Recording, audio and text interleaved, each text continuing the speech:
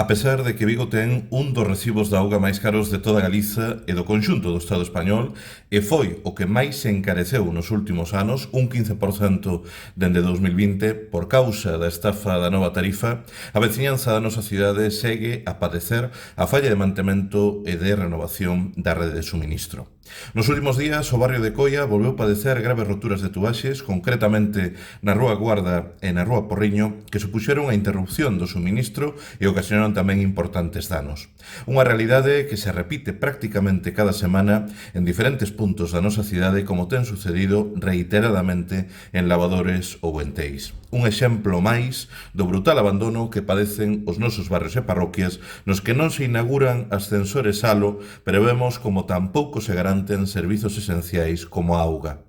Un abandono deliberado no que o goberno municipal de Abel Caballero insiste, rexeitando de maneira inexplicável propostas como o Plan Cidade que formulamos o Bloque Nacionalista Galego co obxectivo de mobilizar 50 millóns de euros dos remanentes municipais precisamente para atender as necesidades do conxunto dos barrios e parroquias de Vigo. Unha política que maltrata sen disimulo barrios tan importantes como Coia que para Abel Caballero non deben ser parte da cidade.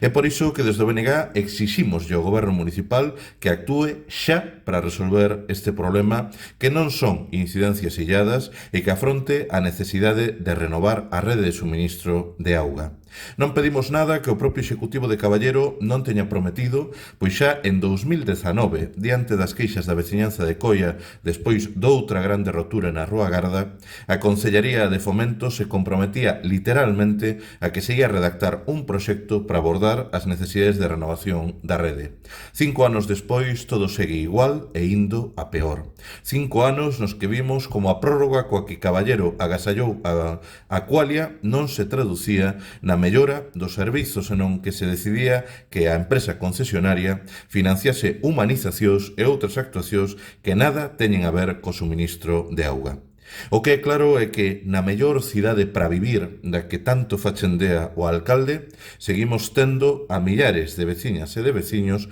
que non teñen garantido nin tan sequera o suministro de auga.